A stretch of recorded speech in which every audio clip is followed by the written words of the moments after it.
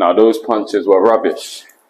And if you didn't know why, it's because they are all telegraph punches. Let me show you how to spot if your punches are telegraphed and also how to fix this problem. Let's go. If you can't see how those punches were telegraphed, it's not a problem. I'm going to show you exactly how. With my jab, even though I popped out quick, I lowered my hand and then I jabbed. So I dropped my hand before I threw it, which is a common mistake. With my cross, I loaded it up. I pulled it back and I shot. Instead of being in my neutral guard and just putting it out there in my guard using my weight. With my left hook, I put up my hand high and then hooked, which is letting someone know, okay, he's coming in for an attack with his other hand, as this is blocking up high instead of in my neutral guard. Also, with the dipping with the uppercuts. Now, how's dipping telegraphing? Well, when I constantly dip for an attack, I'm letting you know I'm going for this attack. If every time I throw an uppercut to you, I dip, you're going to know and counter me. However, if I switch it up, sometimes I'm here, I'm standing up and doing it. So I'm level changing and dipping and coming up. I'm switching up and you're going to find it harder to read because I'm doing multiple different ways of attacking. Telegraphing isn't just about raising your guard, dropping your hand, your facial expressions. It's also repeated movements. Cool, simple enough. We established that those punches were telegraphed. Now, if you have a punch that you think is telegraphed but you're not sure to tell, this way is the best, and it's recording yourself.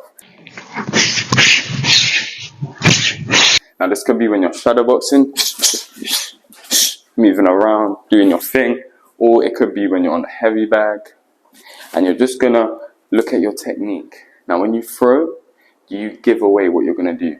Obviously, watching it, you're kind of gonna know what punches you're gonna throw. You have your favorites or whatever you focused on in that session. But look at what your habits are.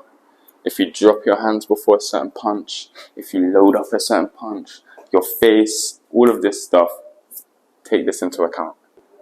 Okay, now that's a big spoiler right there, man. Typically, fires like to look at your shoulders and your elbows when you throw a punch. What I want you to do is do this drill. I want you to practice throwing punches in your guard, but when it coming straight from your face and back.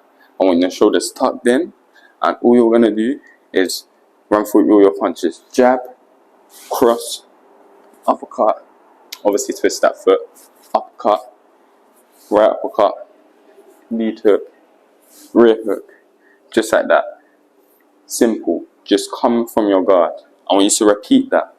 Then what I want you to do is I want you to do it quicker. So I want you to jab, cross, lead hook, right hook, right uppercut, lead uppercut. I want everything to come from your guard and I want it to flow.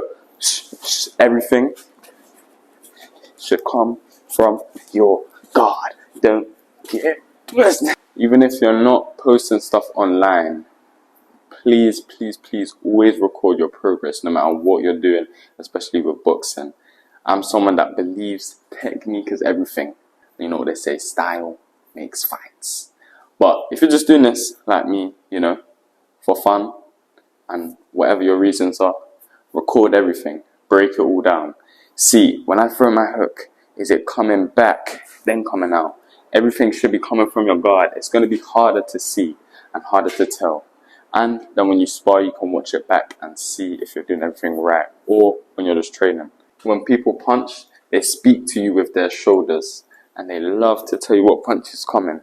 And it's because boxers especially, they pop that shoulder when they throw a punch. You want to be able to just do any punch coming from your guard, one movement.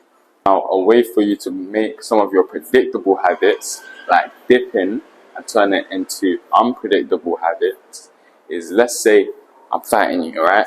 Now I'm coming for your liver now. I'm dipping. 1, yeah, 2, 3, yeah? I've done it. Now when I dip again, I came with a cross as I dipped. So instead of using my left hand, instead of dipping and hooking, dipping and liver shot, it can work on either side. You might switch up that punch. Your head might just be off that center line. You might catch someone. And that is a game plan. Now, when you're only just doing this every single time, that's the only move you want. And you see me sometimes when I spar, I love to put the head off, center line, and come with my right hand. When you constantly do something, the person's gonna know. But remember, I want you recording yourself and slowing it down. Put it in slow-mo. See all your punches. See if they're good enough.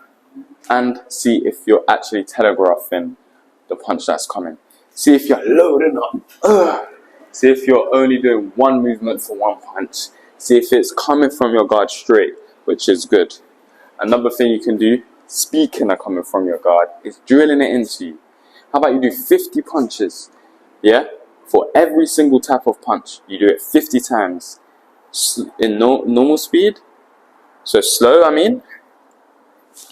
then you do it quick. And see if you can drill it into your mind. That's the beauty of your mind. Muscle memory will kick in. If you keep practicing, then it's bound to get better and you're bound to not telegraph. A big shot doesn't have to be one that's loaded all the way from back here. It can still come from your guard and they can still be powerful. Trust in yourself, believe in yourself. And sometimes being simple is more, you know. With that being said, drop a comment and please subscribe. It helps me out a lot. That's me done. And always remember, consistency beats motivation.